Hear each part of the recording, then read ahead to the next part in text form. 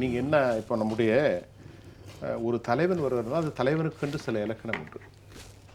அது வெற்றிகரமாக இருக்கணும். இப்போ திராவிட இயக்க சூரியனே சந்திரனே என்றால் திராவிட இயக்கம் என்றால் என்ன?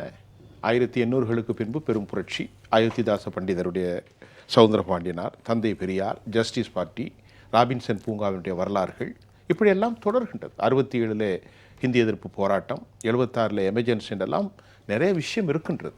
இவைகளெல்லாம் கற்றுக்கொண்டாரா? ஒரு அறிவுஜீவியா? சரி, இப்படியெல்லாம் வருகிறோமே. தமிழிசை சவுந்தரராஜன் சொல்கிறார்கள், தாத்தாவுக்கு பின்பு மகன், மகனுக்கு பின்பு பேரன், இதுதான் ஜனநாயகமா அப்படின்ற கேள்வி எழுகின்றது.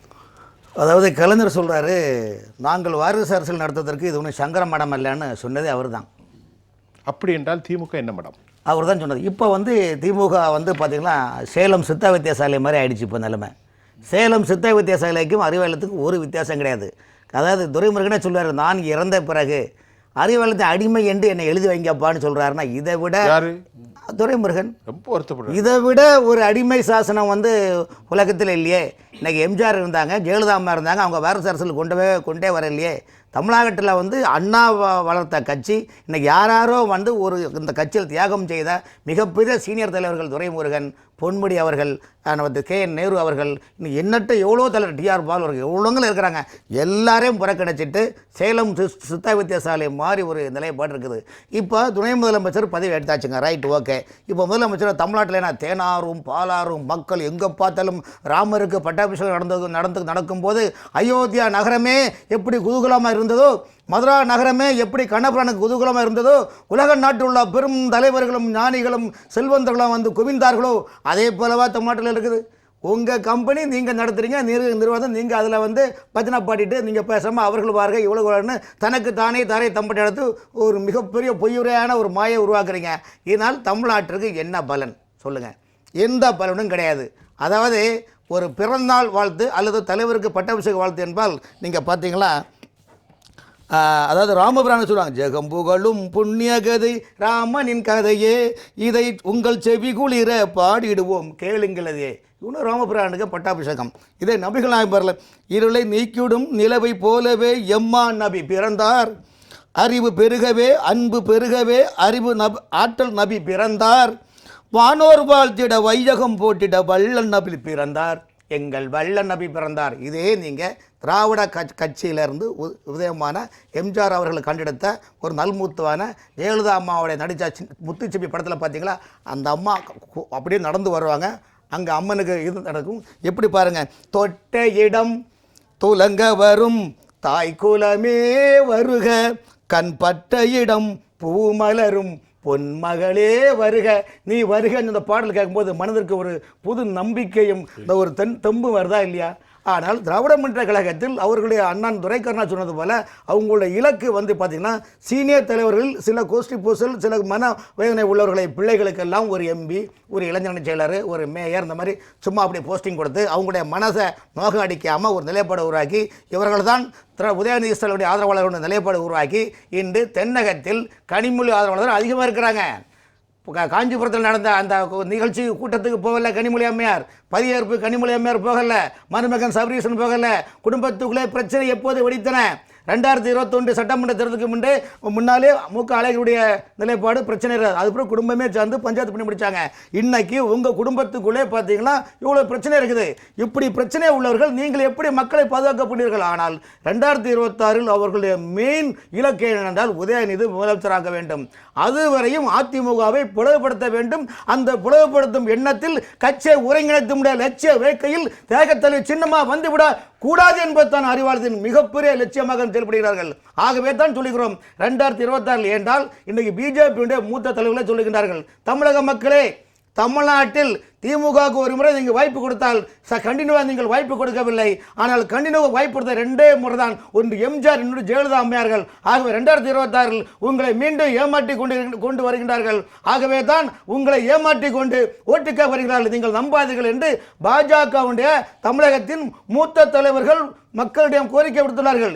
இத்தகைய கோரிக்கையாவது மனதில் வைத்துக்கொண்டு அதிமுக தலைவர்கள் ஒருங்கிணைந்து சசிகலாமாவையும் சேர்த்து ஒருங்கிணைந்து செயல்பட்டால் நிச்சயமாக சொல்கிறேன் மக்கள் விம்மி எழும்பினார்கள். இங்கு பார்த்தாலும் விலைவாசி உயர்வு, கொலை, கொள்ளை, கஞ்சா வியாபாரம், வழிப்பறி, கற்பழிப்பு, இதுக்கு நாளுக்கு நாள் அப்படியே உயர்ந்துட்டே இருக்குது. இந்த நிலைமை கட்டுப்படுத்த வேண்டுமானால் அண்ணா திமுக ஒருங்கிணைந்து ஒரு குடையுங்கள் ஆட்சி அமைந்தால் நிச்சயமாக திமுகவை வேறறுக்க முடியும். இல்லாவிட்டால் காரணம் என்னென்றால் நிலைமை சரியில்லை, தமிழக மக்களை யாரும் காப்பாற்ற முடியாத ஒரு நிலைப்பாடு இன்று தமிழகத்தில் வந்துள்ளது. இதை தனக்கு சூழ்நிலையாக ஆக்கி தனக்கு சாதகமாக ஆக்கி கொண்டு திமுக 2026 வாகை சுடலாம் என்று கற்பனை கோட்டையில் மிதக்கின்றார்கள். ஜெயலலிதா அம்மா சொல்லுவாங்க, நிறைய ஒரு மெடலை பேசினாங்க. திமுக என்பது எதற்கு சமமானது என்றால் அழுக்கை திண்டு வளரும் மீன்களைப் போல, அழுக்கை திண்டு மீன்களை அதிகாரத்தை குதறி தின்கின்ற கட்சி தான் இந்த திமுக. பாருங்க, அப்பா தந்தை முதலமைச்சர், மகன் துணை முதலமைச்சர், மகன் மருமகள், குடும்பமே மொத்தமாக மத்திய அரசுலேருந்து மாநில அரசு நிர்வாகத்தில் இருக்கிறாங்க.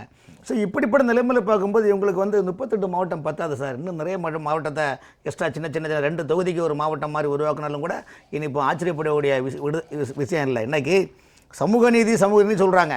சமூக நீதினு பார்க்கும்போது பார்த்தீங்களா, ஓமந்தூர் ராமசாமி ரெட்டியார் முதலமைச்சர் இருக்கின்ற போது திருப்பதி தேவசம் போர்டில் சேர்மன் ஆக்கினது தலித் சமுதாயத்தை சேர்ந்தவங்க தான். அதே போல் பெருந்தலைவர் காமராஜர் அறநிலைத்துறை அமைச்சராக படுத்து பரமேஸ்வரன் என்ற அந்த தலித் சமுதாயத்தை சேர்ந்தவர் தான். அதே போல் ராஜாஜி அவர்கள் அவர் ரெவன்யூ வருவாய்த்துறை மந்திரியாக முனுசாமி நம்பர் போட்டிருந்தார்.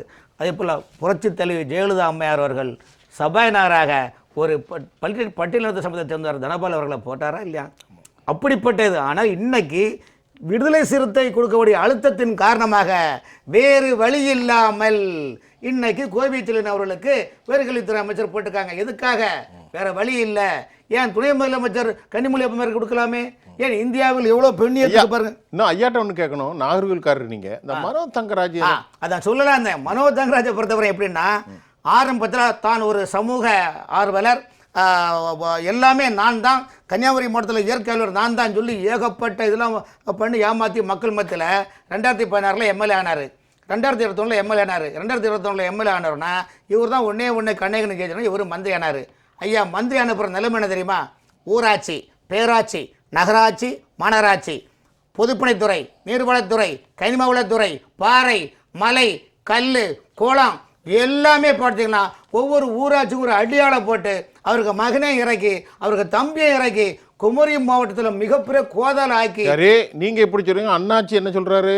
நான் மதவாத சக்திகள் அடக்கின குமரி மாவட்டத்தில் அப்படி ஆட்சி பண்ண இப்படி இருந்தாங்க மனோ தங்கராஜ். அதாவது ஒரு விஷயம், நீங்க ஆறு குளம் ஏரி ஒரு மதவாசத்திலும் அடக்கல. அண்ணாவே சொன்னார், நெல்லை எங்கள் இல்லை, குமரி எங்கள் தொல்லைன்னு சொன்ன காலம் உண்டு சார். அதனால குமரி மாவட்டத்தில் மத அரசியல் என்பது உண்மைதான். ஆனால் மனோ தங்கராஜ் ஆட்சி அதிகாரத்தில் வந்தவுடன் 3 ஆண்டு காலம் அவரை சொத்துப்பட்டியல் எடுத்து பாருங்க. அவர் குமரி மாவட்டத்தில் கனிம வளங்களை எப்படிலாம் உள்ளடிச்சிருக்காங்க. ஒவ்வொரு துறையிலையும் பொதுப்பணித்துறை, நெடுஞ்சாலைத்துறையில் அத்தனை டெண்டரை அதிகாரியை வேலை செய்ய விடாமல், ஒப்பந்தாரை வேலை செய்ய விடாமல், கேபிள் டிவிங்க சார், கேபிள் டிவி கூட வேலை செய்ய விடாமல் யாரையும் ரன் பண்ணாமல் குமரி மாவட்டத்தை மோசமாக்கி அந்த மக்களை வாழ்வத்தை அளித்தவர் தான் மனோ தங்கராஜ்.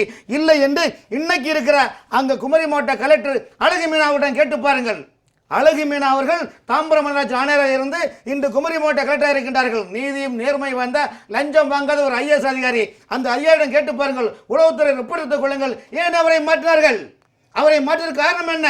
குமரி மாவட்டத்தில் ஊழல் தாண்டவமாடி மக்களை வாழ்வாதாரத்தை அளித்து, அது மட்டுமல்ல அவர் கனிமொழி ஆதரவாளர். தென் மாவட்டத்தில் அங்கு ஒரு குறிப்பிட்ட நபர்கள் திமுக உள்ள ஆதரவாளர்கள். ராமனுக்கு ஒரு கேள்வி, கனிமொழி வீட்டுக்கு சிஐடி காலனியா அவ வீடு இருக்கிற இடத்துக்கே போயிட்டாரு நம்முடைய தம்பி உதயநிதி.